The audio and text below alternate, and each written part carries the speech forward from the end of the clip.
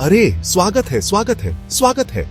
आज हम मेरी बीवी की शॉपिंग या सिद्धू जी की शायरियों के बारे में बात नहीं कर रहे हैं। नहीं नहीं, आज हम बात कर रहे हैं एक और भी जरूरी चीज के बारे में, पैसा, मनी। जरा सोचिए, एक ऐसे समय के बारे में, हजारों साल पहले, जब कोई नोट नहीं थे, कोई सिक्के नहीं थे, स्कैन करने के लिए कोई यूपीआई ऐप नहीं था, तो फिर लोग चीजें कैसे खरीदते थे? मैं बताता हूँ, वो जुगाड़ के उस्ताद थे। अगर मेरे दोस्त चंदू को मेरी बकरी चाहिए होती तो वो मुझे सीधे 2000 रुपए का नोट नहीं दे सकता था। क्यों? क्योंकि वो था ही नहीं। वो शायद 20 मुर्गियां या गेहूं की एक बड़ी बोरी देता। इस सिस्टम को मेरे दोस्तों वस्तु विनिमय प्रणाली यानी बार्टर सिस्टम कहा जाता था। लेकिन यह सिस्टम समस्याओं से भरा था, ठीक मेरी शादी के बाद की जिंदगी की तरह। मजाक कर रहा हूं बिंदु। सोचिए, आप एक मोची हैं और आपको सब्जियां चाहिए। आप सब्जी वाले के पास जाते हैं, भैया मुझे जूते नहीं चाहिए, मेरे पूरे परिवार के पास जूते हैं, मुझे एक नया मटका चाहिए। तो आपको एक ऐसा कुम्हार ढूंढना होगा जिसे जूतों की जरूरत हो, उसे एक मटका लेना होगा और फिर अपनी भिंडी लेने के लिए सब्जी वाले के पास वापस जाना होगा।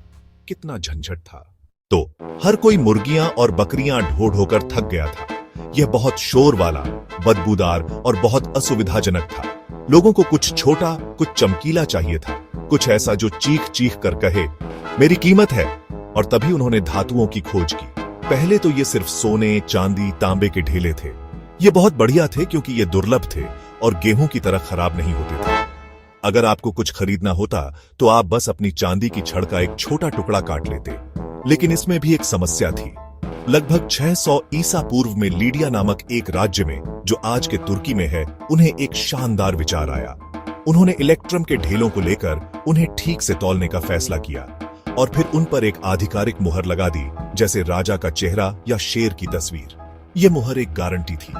यह सरकार कह रही थी, चिंता मत करो, इस सिक्के का एक निश्चित वजन है और यह असली कीमती धातु से बना है। और बस ऐसे ही दुनिया के पहले सिक्कों का जन्म हुआ। ठीक है, तो सब अपने चमकीले सिक्कों से खुश थे। लेकिन सोचिए कि आप एक बड़े व्यापारी हैं। क्या आप सोने के सिक्कों से भरी एक विशाल संदूक लेकर चलेंगे? वह बहुत भारी होगी। और डाकुओं का क्या? जैसे ही वे उस खनखन की आवाज सुनेंगे, वे आपके पीछे ऐसे पड़ जाएंगे जैसे मेरी सोसाइटी के अंकल शादी में मुफ्त के खाने के पीछे पड़ जाते हैं। और इसका हल, मेरे दोस्तों, चीन से आया। वो लोग हमेशा कुछ न कुछ ईजाद करते रहते हैं। नूडल्स, बारूद, कागज के नोट। 7वीं शताब्दी के आसपास व्यापारियों ने अपने भारी सिक्के एक भरोसेमंद एजेंट के पास छोड़ने शुरू कर दिए। बदले में एजेंट उन्हें कागज का एक टुकड़ा देता था जिस पर लिखा होता था, इस व्यक्ति ने मेरे पास 1000 सिक्के जमा किए हैं। 11वीं शताब्दी तक सोंग राजवंश ने दुनिया का पहला आधिकारिक सरकार समर्थित कागजी पैसा जारी करना शुरू कर दिया।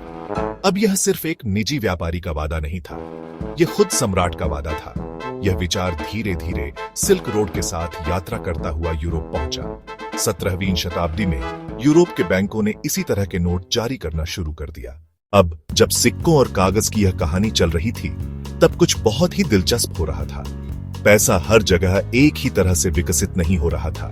प्राचीन रोम में वे सिक्का उत्पादन के उस्ताद थे।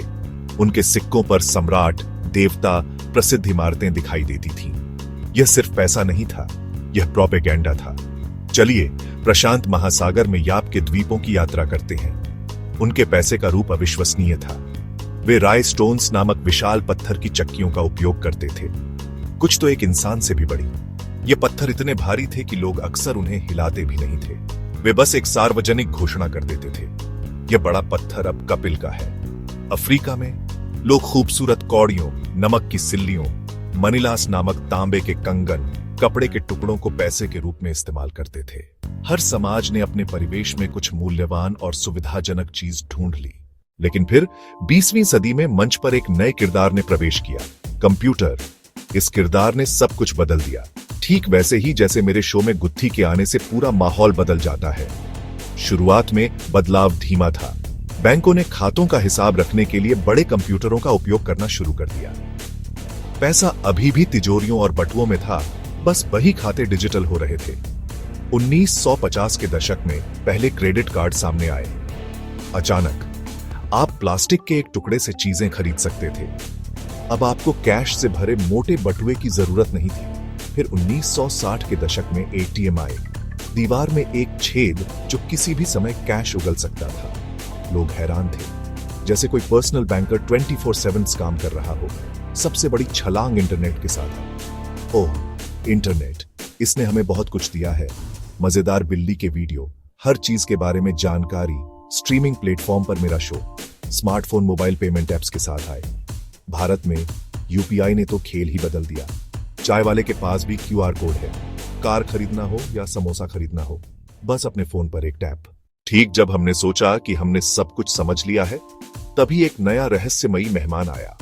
एक ऐसा मेहमान जिसे कोई नहीं जानता था, जो एक नकली नाम का इस्तेमाल करता था और जिसने पैसे के पूरे विचार को ही उलट कर रख दिया। 2009 में सातोशी नाकामोटो नामक एक व्यक्ति ने बिटकॉइन नामक कुछ जारी किया। पहले तो किसी ने ज्यादा ध्यान नहीं दिया। यह साइंस फिक्शन जैसा लग रहा था, लेकिन बिटकॉइन ने एक क्रांतिकारी विचार प्रस्तावित किया। क्या होगा अगर हमारे पास ऐसा डिजिटल पैसा हो जो किसी बैंक या सरकार द्वारा नियंत्रित न हो? क्या होगा अगर पैसा एक ही समय में सबका हो और किसी का भी न हो? यह ब्लॉकचेन नामक तकनीक का उपयोग करता है। कल्पना कीजिए एक सार्वजनिक नोटबुक की, जो दुनिया भर के हजारों कंप्यूटरों के साथ साझा की गई है। हर लेन देन एक नए ब्लॉक के रूप में दर्ज किया जाता है। क्योंकि हर किसी के पास एक कॉपी होती है, इसलिए धोखा देना लगभग असंभव है। इस विचार ने हजारों अन्य क्रिप्टो करेंसी को जन्म दिया, इथेरियम, रिपल और बहुत सी। इन्हें क्रिप्टो कहा जाता है क्योंकि वे जटिल क्रिप्टोग्राफी का उपयोग करते हैं। कीमत रोलर कोस्टर की तरह ऊपर नीचे हो सकती है। एक दिन आप करोड़पति होते हैं, अगले दिन आप मेरे शो में नौकरी ढूंढ रहे होते हैं। यह अस्थिर है, जोखिम भरा है और सरकारें अभी भी इसे समझने की कोशिश कर रही हैं। तो इस लंबे सफर में हमने क्या सीखा? हमने मुर्गियों के बदले बकरियों की अदला बदली से लेकर एक ऐसी चीज से स्पेसशिप के टिकट खरीदने तक का सफर तय किया है जो भौतिक रूप से मौजूद ही नहीं है। यह वाकई एक शानदार सफर रहा है। पैसे की कहानी मानव नवाचार की कहानी है। यह हम हैं जो लगातार एक समस्या को हल करने की कोशिश कर रहे हैं। हम एक दूसरे के साथ आसानी से और निष्पक्ष रूप से व्यापार कैसे करें।